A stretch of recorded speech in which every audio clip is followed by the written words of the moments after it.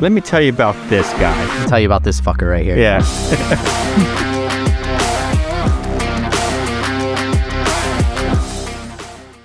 So, Mike, boomers, first of all. Yeah, that's all I got. Them. That whole generation of people.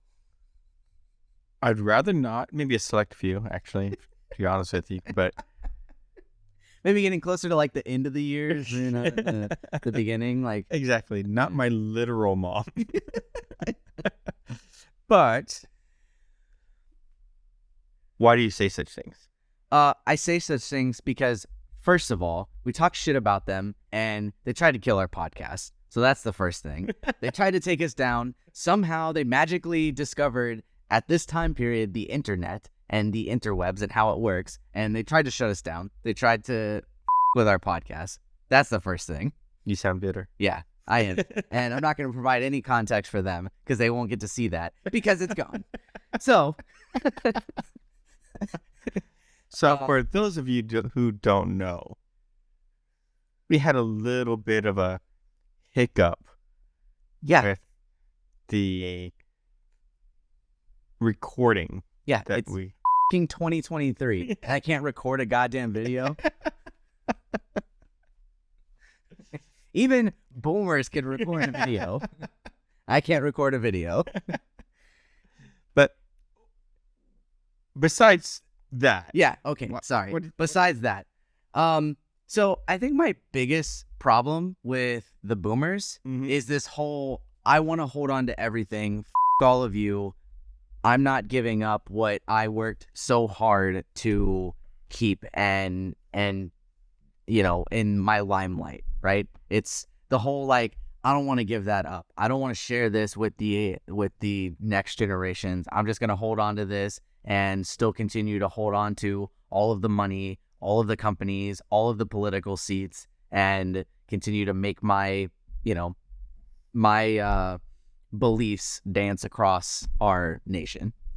That's my biggest problem with the boomers. That's a lot of problems. Yeah. That's a lot of problems. Yeah. Yeah. But yeah, all really just to summarize, boomers. That's my problem with them. Boomers. Your generation. So, I understand a lot of what you're saying. I think the way you say some of this stuff sounds kind of like gimme, gimme, gimme, gimme. But I don't know that's really what you're trying to say. Right? I think maybe you're trying to say, will you please just retire and allow us to do our work? Would you say that's more fair? No, I want all their shit. Die and give me your stuff. No, I would agree. I don't mean that you guys should die, just drop dead where you're at. Means boomers not looking at you guys in the boomer seats. Okay. I don't think that they should actually die. That's not what I meant. I meant, like you said, I think you should just retire, relax, and just let it go. Start giving it to all of the people that are transitioning right behind you. Yeah, start transitioning. I think that's fair. But for everybody else, let's talk about boomers. All right. 1940. I just did. It's like boomers. They were born in 2003, right? No, born in 1946 to 1960. That's that boomer generation. That's a long generation. And I would actually say to 65, I don't trust this particular thing. I think it's really like 46 to 65. You to say. No, because I know Gen X is 65 to 80. Right. And there isn't a 5-year period of WTF. All right. They went to 65. You're right. It was there was a 20-year period of WTF, and it's the boomers. Exactly. So if that puts them in their 60s and 70s now. All right. So rule of thumb, when you fully qualify for Social Security that you actually can use because it still exists, retire. Yeah, the money's there. But don't use it and then also continue working and keeping all the seats. Just use the money. Right. If you're not retiring because you built a business or something and you want to make sure it goes on, then you failed in grooming the next group of people I to don't think keep you it should going. say grooming. That's a really touchy way to say that nowadays. Groomers. But yes, you failed at instilling that, Right. what you didn't wanted. train your replacement. Right, exactly. So, yeah. I agree. But if you look at some of these traits of boomers, and I'll pull them up even though I have them still trapped, right? Traits of boomers. Still, chap, you're also getting up there, buddy. Mature, still developing. Okay. All right. Soon your brain will fully develop. Man, I can't wait for that day. So boomers, they are optimistic. They are ambitious. They are workaholics. They are team builders. And they, as the website put it, is they're not afraid to quit when it's time to quit. All right. So let me expand on this one for you guys out there. So when you do internet searches, they always try to be rainbows and unicorns and everything's good about every generation. And there's just every generation has some straight up trash in it. All right. The boomers are optimistic because they got all of their daddy's money. All right. Dad did all the work. Dad went to war. Dad invested in property, ran business, and dad gives the boomers, here's your money. I'm paying for all of your college. The boomers' kids, you're paying your own college. Kind of like sugar daddies, but more traditional. Yeah, the traditional sugar, the sugar daddy, except you're actually related to him. Yeah. Well, they have some of those too, but I don't think they exist in this state. Teamwork and cooperation, they do believe in that, but I believe the asterisk on that is they have to be in charge of the team. Yeah. All right. And they have to be the only one in it. I want these group of people all doing exactly what I tell them to. Right. So that's yay team. All right. Not afraid to quit when it's time to quit. They actually talked about the explosion in divorce rates from the previous generation to what the boomers experience. Mm-hmm. All right. And it's funny because they're workaholics. That means they will work 16 hours a day. So Bob is having sex with his secretary because he's never home with his wife. All right. And then also in this generation, this is when the women entered and remained in the workforce. So in the World War II, all the men were off to war. Women came out of the house to do the work because there was that vacuum, and we needed airplanes and aircraft carriers and that kind of stuff. So the women had to fill those roles. When the men came back, the women went back into the house. Boomers, the women went into the workforce and remained in the workforce. It doubled the amount of available labor, driving down cost of hiring. Mm-hmm. So your employees didn't have to make as much money because you could just choose the next guy. Yeah. Well, and you got to admit, like, for boomers, divorce was easier than the generation before because the generation before had to write out their divorces in sand, whereas boomers, they invented stone and they were able to stone chisel in their divorce papers.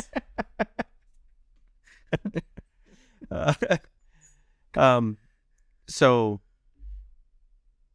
the boomers were committed to their jobs and they divorced their families instead of being committed to families and divorcing their jobs. And I'm not sure that's the correct prioritization. And based on what I see with the following generations coming from that, I think I'm right. So other people may disagree, but people in this country have the freedom to be wrong. So especially the boomers. Especially the boomers. So they take hold of that freedom. And then talk about the ambition. Yes, their ambition. They wanted to get as much as they could possibly get, and then they kept it. All right, and it became.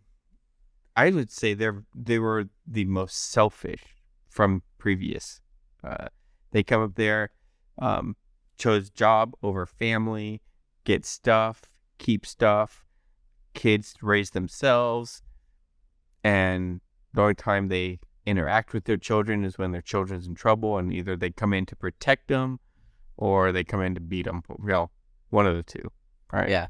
So. Yeah.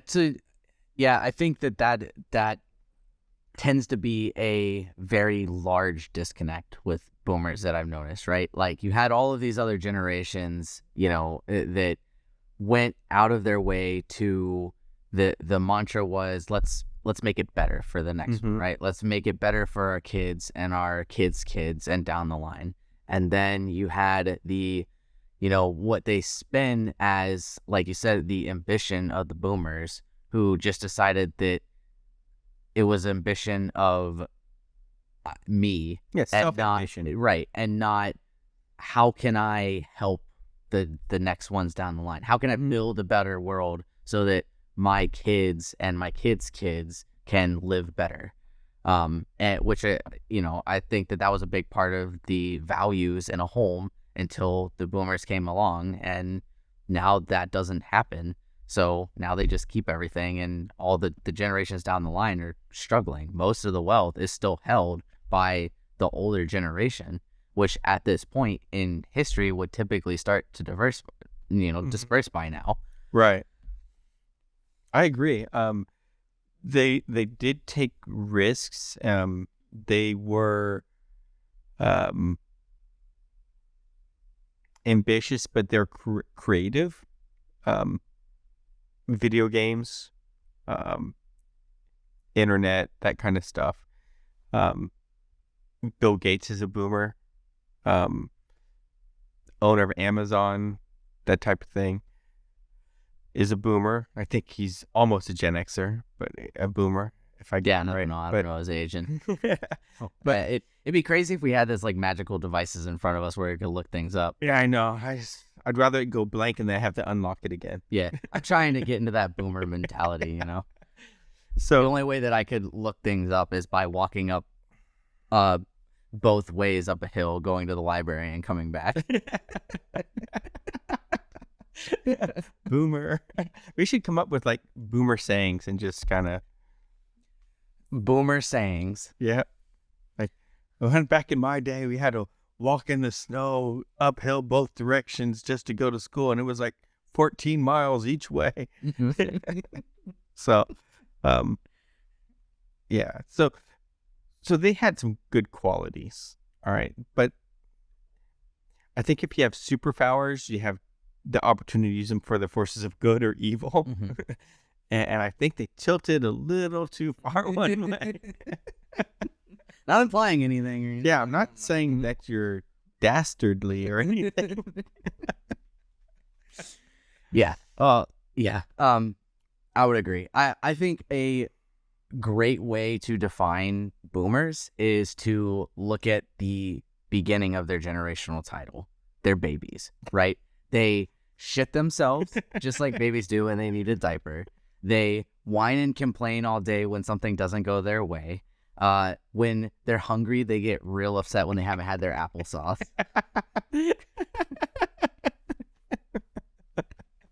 And unfortunately, when they start to get a little running speed and start running around a little bit and they're painting shit all over the walls, everybody else has to come around and clean up after them, and they don't clean it up themselves. I think that the beginning of their boomer name really fits them both. At the time, yeah, because they're both in diapers again. Right, exactly. Yep, exactly. And they can't help but being hypocritical because they have baby and boomer in their name. Like it was already predefined for them. Whoever came up with these generational titles and decided on them, I think we blame them, really. And well, Gen X, literally the Gen X was like, we have no idea. We're just gonna put X because we have no idea. They use X in algebra because it's like, we don't know what this is. You figure it out. And there's 6 different names for ours because they're still indecisive about what we're going to be. So, but no one's indecisive about what the baby boomer should be called. Well, they've identified themselves pretty well. But so my parents are boomers, and that would mean your grandmother is a boomer. So let's talk about your grandmother first, and then we'll talk about my parents. So your grandmother. I love you, Grandma. Start there. So we've been trashing on boomers pretty heavily, and your grandmother is a boomer. Are you trashing your grandmother? In my grandmother's defense, okay, and I'm not just saying it because she's my grandma. Right. I think I can say that I'm not just saying it because she's my grandma. I think that she doesn't act like the typical boomer. Like, my grandmother texts me memes. Granted, they're from Facebook, so it's more like Gen X, but she still texts me memes and things that she finds funny, and she posts funny things on social media, on Facebook. Like, I would say she kind of follows into that Gen X, like what Gen X, likes to do, and what we talked about in the last episode. MySpace account? I don't know, but I'll have to ask her because now I'm curious. I'm not sure. But yeah, so, I don't think she's the traditional boomer. And I would say when I make the general term of boomers, I don't feel like I'm trashing her. She does have the qualities that you listed, those 4 or 5 things, right? She optimistic? Like, she's optimistic about how things are going to go in her life, especially because she is a huge planner, right? Like, she thinks everything down to the T very well. I think that I think that that's one of the things that us kids love and hate about her, right? Because we go in and we're like, oh, Grandma, we're doing this. And she asks us like 6 million questions about the thing. And I'm like, Grandma, I'm just going to get a popsicle. Like, I just letting you know that I was taking one from your freezer. But, and so I think that's, it gets on her nerves, but we love it, right? Like, she really shows that she cares that way. And I think she's very optimistic about our futures and what we're doing. And I think she's optimistic about, where she's going, regardless of like her health and whatever. She's very optimistic about getting through it and pushing through and doing what she needs to do, right? So what about teamwork and cooperation? So I think so for me, it's kind of hard to, I guess, notice if she has good like teamwork and cooperation. From what I see, yes, but we're her family and we're all really close. So I don't know if I can really answer that truthfully. So I would, based on what I hear stories about in her past and in work, she was, I believe, very well liked, especially at the end of her career. And she has good friends that she still has from work, the ones that are still alive at least. And so I believe so, but I don't know if I really like have a say on what her teamwork is. Let me ask it this way. You guys ever do like a family gathering? Let's go on a trip, or let's go do something together. Yeah. So it's me, my mom, my sister, and my grandma are really, really close. Those are the core people that I grew up with, and pretty much every family like holiday or event, right? We're together and we're very close. So I think in that aspect there is a lot of collaboration and cooperation with our family. The other thing too is that she's boomer age and dating, which you have to have some level of cooperation there to be able to do that. Yeah. So, I mean, when all you're talking about are the different flavors of applesauce that you like, there's not a whole lot to argue about there. But, I think that she does very well in cooperating with the family and so boyfriend. So she's dating. Is she divorced? Yes. All right. When is she retired? Yes. All right. So when she was working, would you say she was a workaholic? Yeah, absolutely. And not just when she was working, but now, right? Even after retiring, she's still always picking up projects. There's always something to do around the house. It's a new project that she can do. And when people aren't doing it right, she's the one on her hands and knees fixing it, right? So she's fixing it, or is she telling you that you screwed it up and you need to do it? Both. She's telling them she's telling them they screwed it up and she's fixing it. So both. So yeah, I would definitely say that she's a workaholic for sure. Even as she ages, she still is. So Grandma, you are the prototypical boomer. Yes, you are, but not in the bad ways.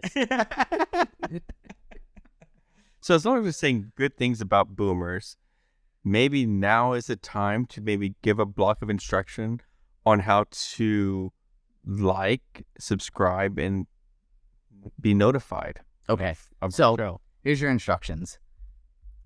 Don't and ask your kids or grandkids to do it. Okay?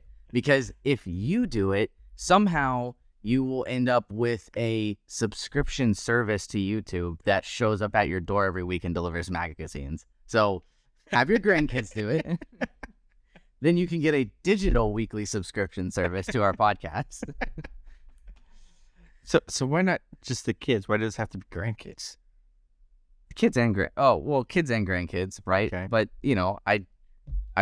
I want them to get it right the first time. Oh, your kids will get it right eventually. Like your kids will get it, but they will get it, and then once they did, they will go and post about it on Facebook and talk about all these issues that they had with liking and subscribing to this video. All right. So ask your grandkids. So my dad is barely a boomer. All right. So he was born in 47. Boomers start at 46. All right. And so he's technically, they even subgraded it to early boomer, because the boomer generation is 20 years long. All right. Slow learners, I guess, because now generations are only 15 years. So you were even holding on to your years in generation. Selfish bastards. Holding on longer. So was my dad ambitious? No. My dad retired from the Navy and retired from the post office. So he wasn't ambitious. He was practical, I think. Mm-hmm. A hard worker. Teamwork, yes. My dad valued teams. I didn't always want to be on his team.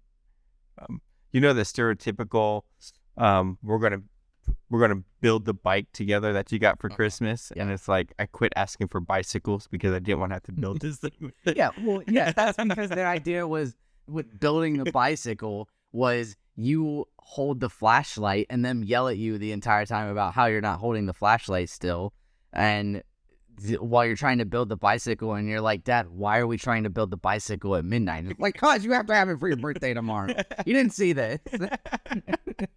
Yeah, it was horrible. I was like, I want a football. No, because then we have to deal with the pump. I want a baseball. Just give me a baseball. No, Dad, I just want you to love me. I don't actually need the bicycle. I just want a hug. That's it. We don't need that girly shit around here. Right, exactly. Yeah. So God. Workaholic. I don't think my dad was a workaholic, but only when it came to the bicycle.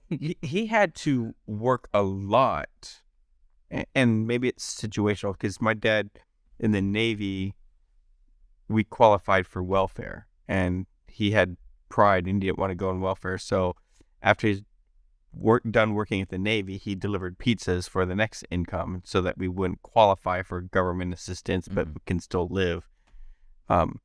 So hard worker, workaholic, maybe not. I think he worked that much out of necessity. Mm-hmm.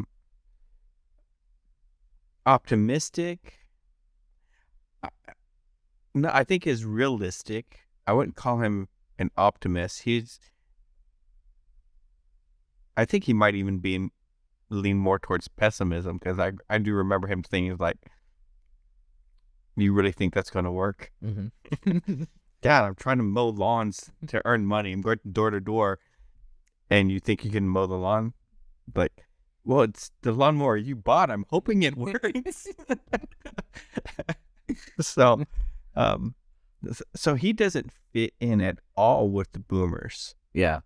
And they're still married. So, so I'm curious, because obviously taking a look at me, I'm obviously not diverse. And I don't know if it's a nice thing to say, but you are. So looking at you, yeah. I don't know if that's correct or not, or I'm allowed to say that. There's a little Asian persuasion in me. So my mom is Vietnamese. Yeah. So my parents met in Vietnam. I was actually born in Vietnam. Okay. And I lived there for like the 4 whole months of my life as the first 4. So I know it intimately. Yep. Yeah, absolutely. So my mom is fully Vietnamese, and I think all of these boomer things is uniquely Western, if not just uniquely American. Okay. All right. So ambitious. My mom never had goals of being a rocket scientist or anything like that. Yeah, she's just like, I want to leave Vietnam. She's like, this is going to work no matter what. Right. Right. I've met my dad. They're still married because of her. Because I'm like, she's like, this is gonna work. Yeah, this is gonna work. This is gonna work. I don't care how dumb he is. Yeah. I gotta keep my papers, damn it. This is gonna work. So, but she was very. No, it's Eastern. It's traditional. I was raised in this weird traditional Vietnamese, but non-traditional components into it. So, it's more almost Tiger Mom. Mm-hmm. Oh, you got a 98 on your spelling. Why did you mess up that one? Where's the other 2? You know, it's like, there's 50 questions. I missed one. Why did you miss that one? Yeah. It's like, but what about these other ones? Well, and then when you get the 50 questions right, she's like, why aren't there bonus points? Why didn't you answer the 51st question? There was one. Did you ask? Make one up. Did you ask for a bonus? Oh, no. Why don't you ask for these things? You'll never get anything if you don't ask.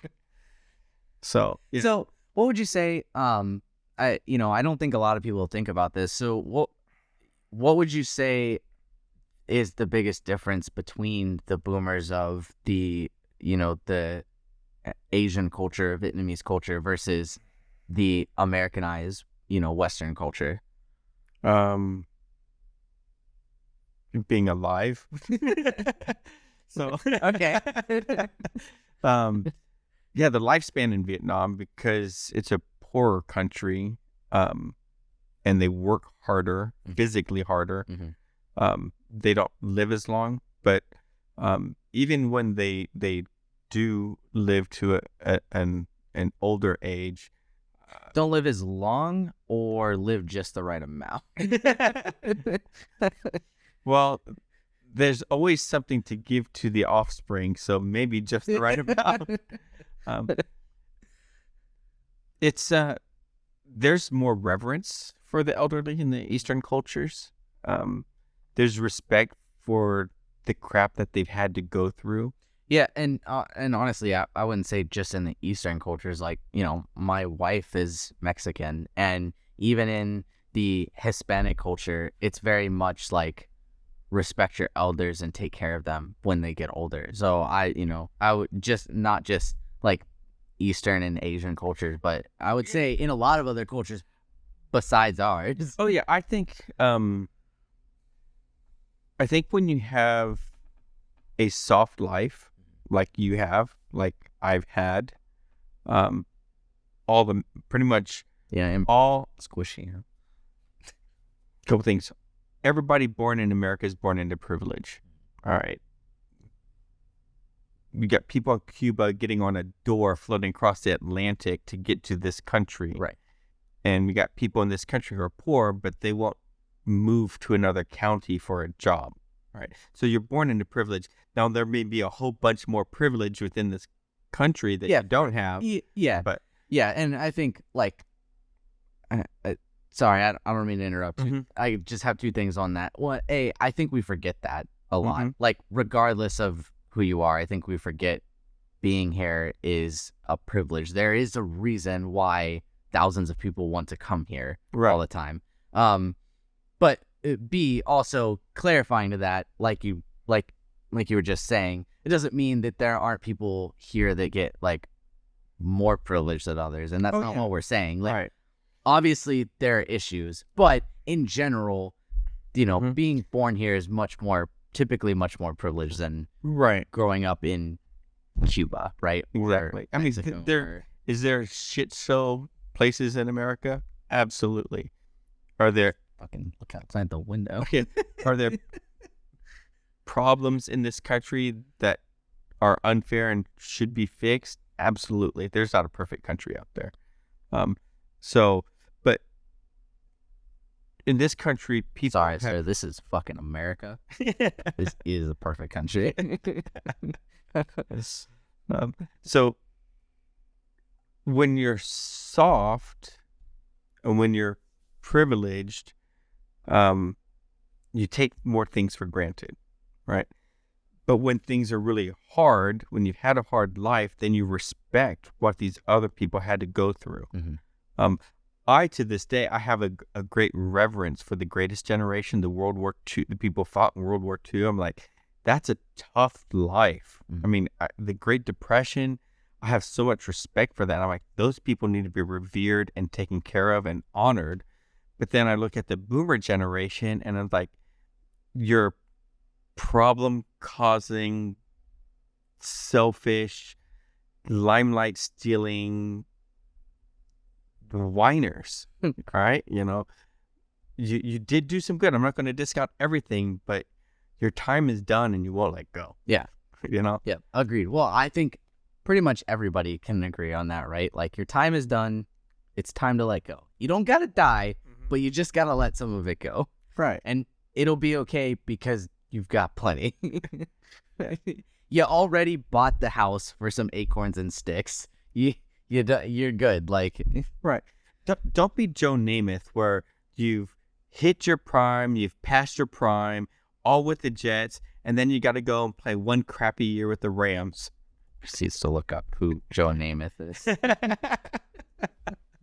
Namath. Yeah, I know who that is. He's a quarterback who played for the Jets for his entire career and then spent 1 year with the Rams at the end of it after he should have retired and had a crappy year. So now he retired after a crappy year instead of just being a Hall of Fame quarterback with that one team. Hey, but Roll Tide before he did all that. Just saying. Yeah, he invented Alabama, I think.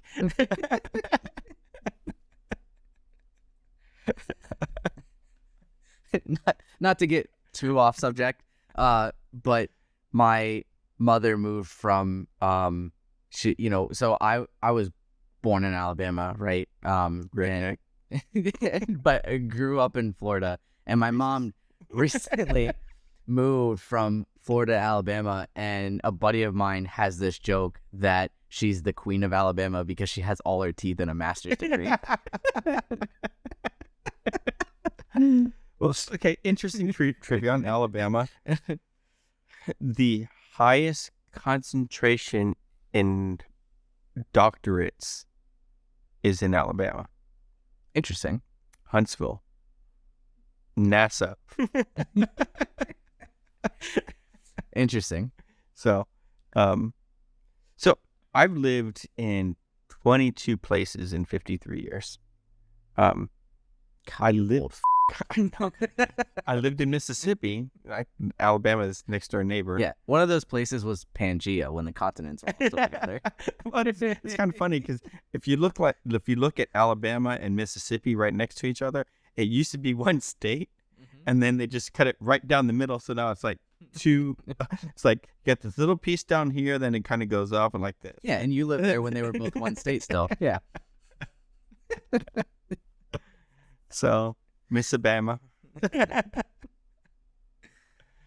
So, but anyway, to get back on topic, I don't even know what it was anymore. The But, boomers. yeah, fuck the boomers. Oh, hard life. Mhm. And so the reverence towards the people, and I was saying Vietnam and you're saying the Mexican, because that's a hard life. Mhm. You know, I'm not sure. Anytime you're doing agricultural work, that's a hard life. Yeah. And you can even go into the Midwest of our country, compare Oklahoma, Bartlesville, Oklahoma, to Los Angeles, California. Mhm. All right. It's very different. Yes. Very different. Very different. One uses corn for cell phones. One has corn. And the answer might surprise you. It's Los Angeles.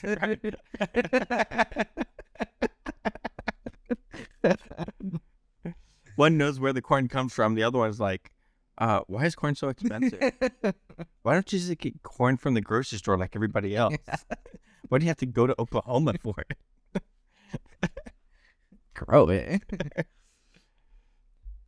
So I am curious. Last episode, we talked a little bit and ranted on a little bit about politics and boomers in politics. But I kind of want to get away from that subject a little bit and kind of get your take on, you obviously have been alive longer than me. You've seen more things, right? I think you pay attention to more politics than I do. So what do you think, or when do you think, or how will the change happen in politics and all of these older people holding all of the seats and the power? Do you think they'll literally just have to die at work and that's when they'll finally get rid of them? Do you think that they'll finally get voted out, term limits, yada, yada, whatever? Or, what's your take on it? What do you think? Where do you think we're going? So to make the question succinct, so I understand, you're asking. Good, because I don't understand my question. I said a lot of things. You're asking if we're going to get rid of the gerontocracy. Right, exactly. Are we going to get rid of the geriatrics? When they die. All right. If you look at it, but Biden is in his 80s. All right. I don't know how old Trump is. They're both old. They're both old, right? Yeah. I would say physically, Trump seems to be more mobile and more together, whether you agree with his politics or not, but at least he can, express himself. And if you think he's saying stupid stuff, then he's able to express stupid stuff better. All right. Than Joe Biden. Die yourself all the time. Yeah. Gives you a little boost. Yeah. Like them covering you. A little keratin. We just inject that right into our eye. Keratin. So, but then you got like Nancy Pelosi, and Dianne Feinstein. And I'm saying Democrats because they're the controlling party at the moment, in case you didn't know.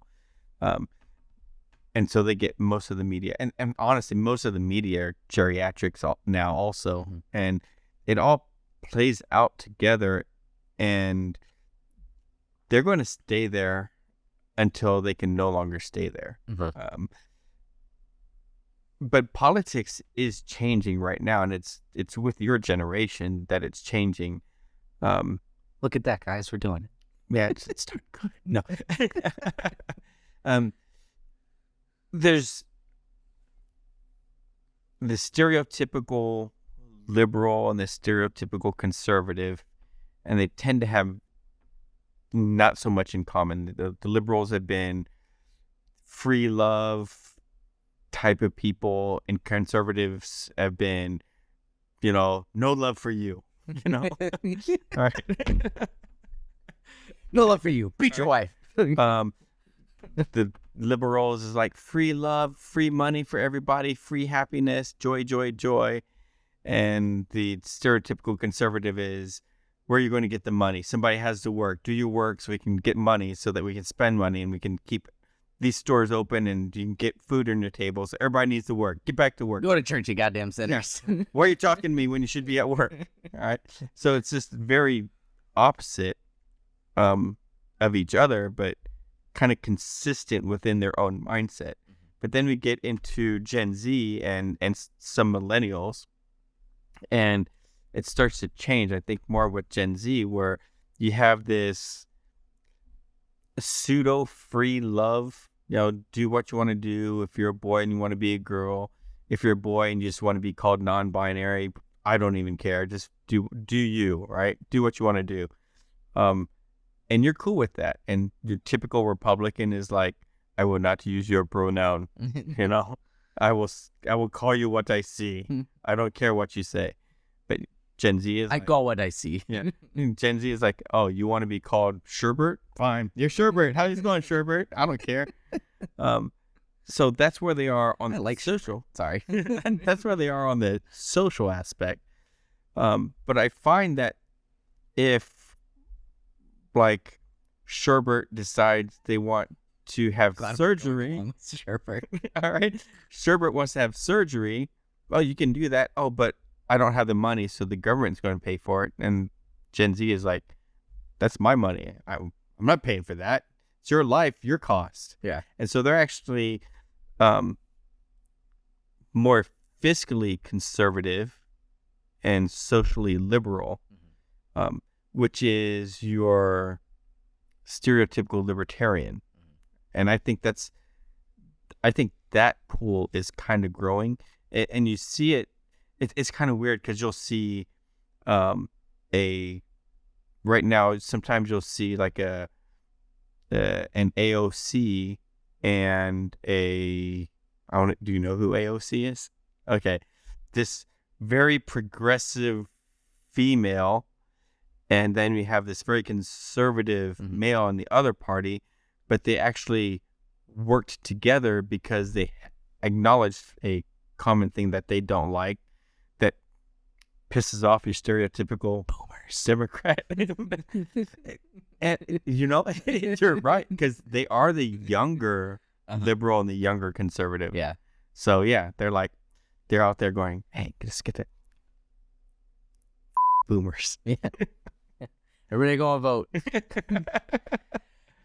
No, yeah, I would agree. So I think that our generation is very much like, hey, you do you, right?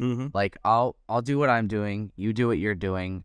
As long as you're not hurting anybody, I don't give a shit, right? It doesn't bother me. If you want to be called whatever, if you feel a certain way, whatever the case may be, whatever makes you happy, right? Go for it. Great. That's awesome. And I would agree. I think we're much more like, all right, well, I don't want to go through these recessions, and I don't want to suffer all my life struggling with money and all of these things. And I don't want to pay for everybody else's issues either. Like, you're doing you, and that's great. If you're doing you causes you issues, I don't want to pay to help you unfuck yourself when you chose to fuck yourself. Like it, So I would agree. I think that there's a nice balance. Doesn't mean that, obviously, just like you said earlier, every generation has issues. And so it doesn't mean, I think, obviously, we're not going to be like the perfect ones that save it all.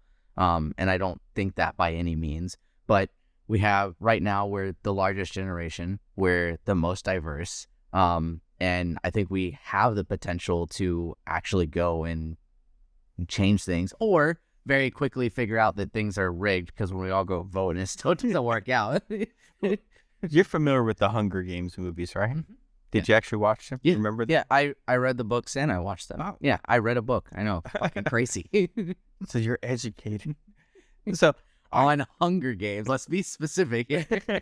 So I look at Gen Z, and I know this is a boomer episode, but I look at Gen Z and I'm like, are they creating the entire Hunger Games atmosphere? It's like, we have all these freaks over here, and they're all going to be in the Capitol. And then we have these blue-collar people, union workers and that kind of stuff, and they're required to keep that Capitol running. Yeah, so you mean like Hunger Games style is in, not like Gen Z is setting up so that we have Hunger Games, but more like Gen Z is like, okay, we see the Capitol, like, we're gonna figure out a way to take this shit down. I see it as you guys in your generation are going to have some of the weirdest looking, weirdest dressed, mentally obscure people, and they're all going to be in the Capitol, right? So that would be their district, because you're going to look at it. I think you're going to go and you're going to look at, like, you're going to walk down the street, and then you're going to go Hunger Games, and you go, oh my God, they look the same. Yeah. Right? So I could see that. But I do think actually in our gen, there's a large mix of, you know, kind of what we were talking about earlier. I think there's a large mix of both, because I think a lot of us have kind of started to come to realize, like, oh, you know, kind of like in the last episode, we were talking about the mental health thing. Like, oh, we don't actually need to go get a 4-year degree and like put ourselves millions of dollars in debt to make it, right? Mm-hmm. I think there is a lot of my generation and people that I grew up with that are like, no, like, I'm just going to go do a trade, and the trades are the like electrical and HVAC never going to go away. Mm-hmm. People are never going to want to stop being, you know, cold when they're cold, or stop being hot when they're hot. And we all need electricity, right? So those two things, like, not going to go away. And I think there's a lot of people my age that are actually realizing, maybe if some of them are realizing after they got the 4-year degree, but, you know, starting to pick up, like, okay, not everybody is meant to go to college, and not everybody is meant to go get this useless English degree that they never use. And you speak English, so I don't think you need to go get a whole degree in it necessarily. But I think that there is a nice mix. So maybe some of them, you know, like I said, realizing it a little too, you know, after the fact. But I think there's actually going to be a nice mix of the going back to blue collar and trades and all those things. And a mix of the going to school and all of that stuff, right? I just see that there's going to be a lot of strife, because I believe we're seeing more elitism than we have previously. What do you mean? So I think you see this in the boomers right now. All right, let's talk about the green movement, climate change, and that kind of stuff. And you have this group of people, and let's talk with Hollywood people, the activist people, all right? And you get 300 of them flying to one place on their own private plane to have a conference on climate change, all right? So they're saying, all of you people can't be doing these things. We need to get rid of your, you know, cars, and it needs to be electric and all this kind of stuff. Meanwhile, they've got the old, you know, GTO, that's like classic muscle car. All right, 450 engine, that's like big gas guzzling. Yeah, and I see what you're saying. That and personally, like, I don't care which generation you're from, Gen Z, Millennial, Gen X, Boomer, whatever, right? I think being hypocritical in that way it's against all of my values. You shouldn't be doing that, right? You can't be telling someone, hey, save the turtles, don't drink out of the straw, and then go and get in your shit box and sit there and fucking rev your engine outside at a car meet and things like that, and say, oh, well, the environment. Like, so what I'm seeing and saying on this is that they're saying we're actually more important than you, and we need to do these things so that we can get together and create programs for you people to make sure you're not using so much. Yeah. Well, and that's what that generation likes to do, right? You said it earlier. They like to protect, right? They like to, like, cower and, like, oh, if you just do these things, like, you'll stay safe and protected and whatever. We're going to still continue to do whatever the fuck we want to do. But you guys do these core things so that you guys don't, you know, fuck up. And so then the elites give birth and they raise more elites. All right. So, and we're talking about, you know, 1% of boomers at this juncture, you know, but I think in the Hunger Games, the Capitol is like 1% of the population too. Yeah. So, and this is where everybody around is going to start seeing this thing. And you have, like, in essence, that the Hunger Games was the French Revolution. So, That's a history class. You might have heard of it. What's a class? I'm not sure what they teach. My last name is French, sir. I know. I'm not French, but my last name is Dupuis. Dupuis. How much trouble do you have with your last? I know it's Dupuis, all right. But how much trouble? Oh, good. I'm glad somebody finally figured it out because I was spelling it wrong and saying it wrong for years. All the time. For some reason, I don't know why, people look at my last name and they want to put an R in there. They want to say Dupree.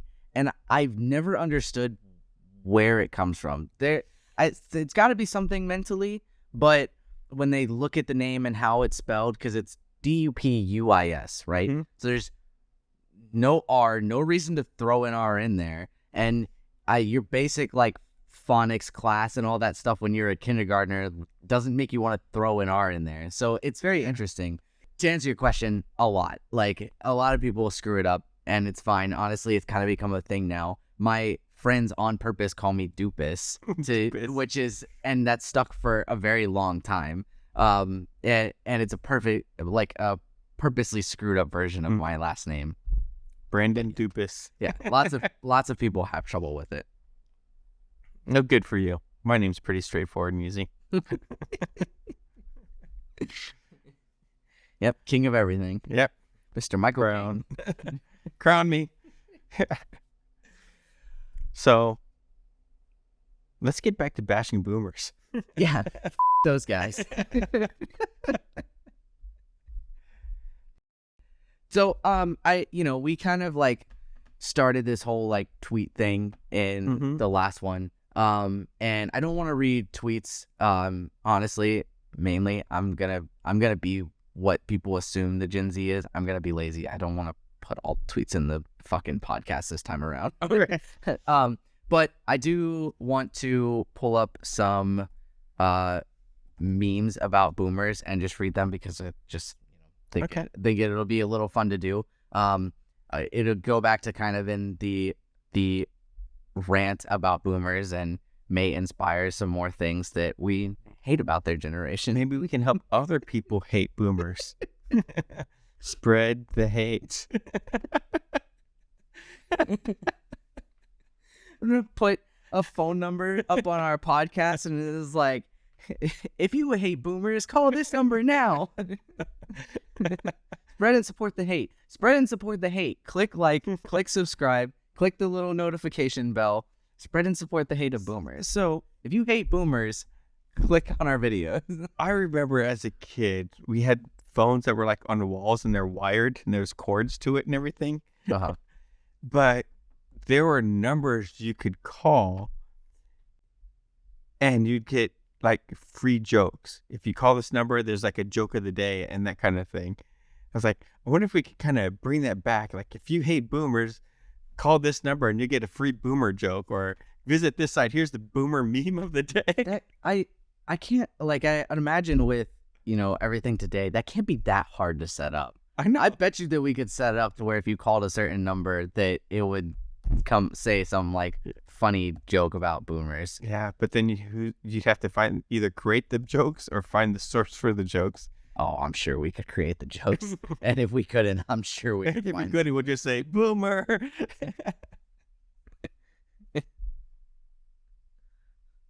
What's the boomer joke of the day? Your mom? It's funny. I thought this would be a really good idea, but it's kind of a bad one because memes are typically pictures. So to get what's going on, it needs to be, you need to be able to see the picture. So scams, boomer scams. Because we kind of talked about this before. It's like, there's so many scams these days, right? And for me, in my DMs and that kind of stuff, it's either a fembot or a catfish or someone trying to sell me crypto or foreign exchange. Mm-hmm. Those are the big scams that's coming into my world. Yeah. Are those the same ones for your world? Because I'm kind of curious. Snake oil salesman for boomers. So I think so for me in my world, I think the scams are similar, but through social media. We kind of got on it in the last episode, and I went on a nice long, serious talk about like social media and what they try to put in it. Right. I think the money scams, especially crypto, there is a huge wave of people that are going on TikTok and they are telling people my age, hey, this one's I've done all this analysis. This one's the next one that's going to hit, right? Mm-hmm. Because they're in it now. And if you get a bunch of kids my age taking $20 each and going investing, the stock skyrockets, they make a bunch of money and then pull out. And then it crashes, right? Mm-hmm. Because it's not actually worth anything. AMC, the fad stocks or whatever that was, you guys called it. Yeah, but AMC was a little different. So the Dogecoin. Yes. So some of those things, yes, but no. And the reason I say that was because the people that were doing that, it wasn't like, oh, hey, kids, go do this because this is going to be the next hit. It was on purpose, like, guys, this isn't worth anything. Let's just go and pump this up, right? Like a few of us can get rich out of this, or B, we love to pull shit. Just like you guys like to screw the algorithm. Right, exactly. We just like to pull shit just for the meme of it, right? Mm-hmm. Meme stocks, that's what they call it. Right, exactly. And that's what it was for. So a little less of the whole like, oh, I'm trying to get rich by pulling one over on all of these like younger kids. That was more like we specifically did that for the meme. And it was easy because they were so cheap. So we literally only had to put in like $10 and make it happen. The big one was GameStop, right? Yes, GameStop was huge. I loved that one. So I remember that one distinctly because I was heavily playing in the stock market. Mm-hmm. I was not buying GameStop. So I want to be factual about what was going on. Okay. And so I'm gonna pull it up real quick during that, I just remember the anger of all the people short selling, right? Getting screwed. Right. So that was the thing, right? So you had a bunch of people basically, and I apologize for the group if I completely screw this up, but this was my understanding, and I'll look it up in a minute. But basically, a bunch of people were they were shorting that stock, mm-hmm. and they were betting on its failure because they were going down. Mm-hmm. And so a bunch of us kids, our age and slightly older, slightly younger, got in, and we were like, well, we're really sick of all of these people taking advantage of stocks that they're controlling. And that they have inside investing in and all of these other things and all of these other things that allow them to be able to do this and make a bunch of money. So why don't we just them all over? And we went in and we basically showed the power of our gen and people and basically everybody going and do the exact same thing at the same time. And what social media allows us to do, because we basically just posted, spread it everywhere, and then we made that stock fucking boom and skyrocket, and all these people lost thousands of dollars and more. I mean, a company had to get $1 billion loan. Yeah, and I now loved it. GameStop is still alive, mm-hmm. still selling games, and we basically a company that was going out of business. A generation saved it by memeing the out of the stock. I like your generation for its willingness to shock the system. Yeah, it's fun. And I think it's necessary. I think it reminds all of that boomer gen that like, oh, we're still here and we see what the you're doing. Like, I think it's like a really big reminder of like, no, like don't fuck with us too hard because things are coming. Maybe we should do some research and find out what stock is owned by the most boomers and tank it. That would be a lot of fun. And I think that's saved for, I don't know if we're going to get sued for saying something like that, but maybe that's saved for like a later episode when we actually have people that watch us. Maybe we can actually make a difference. I mean, you could tank a stock legally.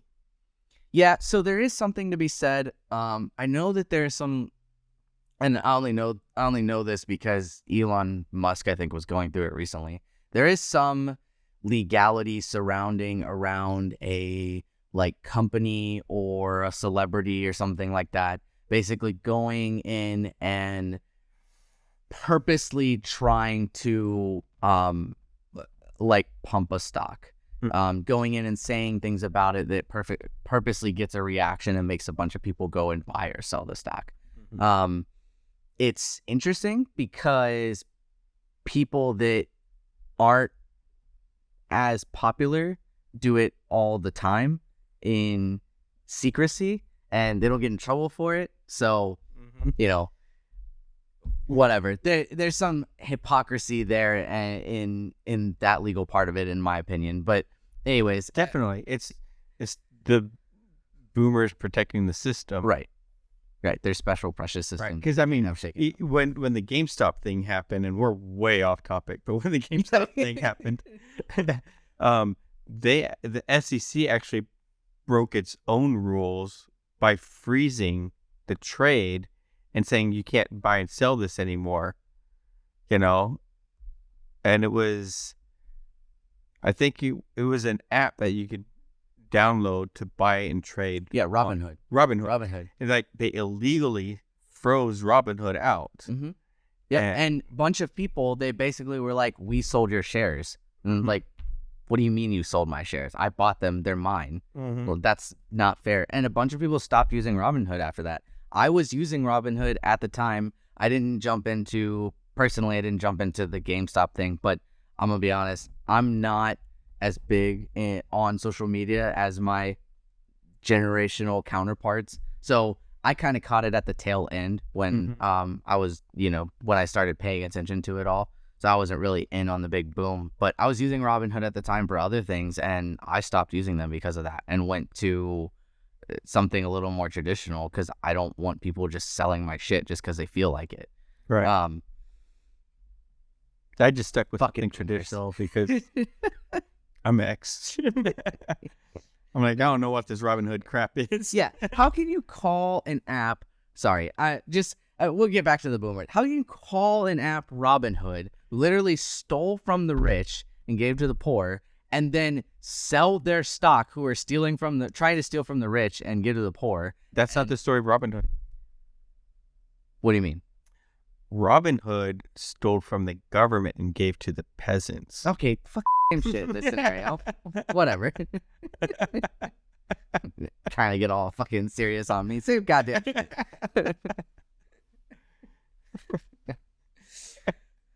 Oh, fuck the boomers, man. Yeah, fuck the boomers. They're such a pain in the ass. Don't want them to die, but man, they just got to give it up. It is. I think it's time for them to retire. We live in gerontocracy. Just go and enjoy it. I don't want you to die. I think they're afraid that if they don't work, they will die. Maybe there is something to be said about that. I know there is in the military, but there's a cure for it. All right. It is to retire to something instead of retiring from something. Oh, so yeah. Always continue to have a purpose. You can do a lot of good in the world without having to collect a paycheck and run things, So create your nonprofit organizations and go and do those things and help the population. You don't have to run a country. You don't have to be the CEO. Yeah, and the crazy part is about like what you said, like the nonprofit thing, whatever, right? Charities, whatever. They need people that are willing to work 16 hours a day in there because they don't have the people to do it. They're severely understaffed most of the time, and they don't have the help. So go and put your 16 hours a day into that. And when you do that, your wife will still love you when you come home. If she remembers who you are. Yes, I guess that is that key. If she remembers who you are. Tom, that's the pool boy.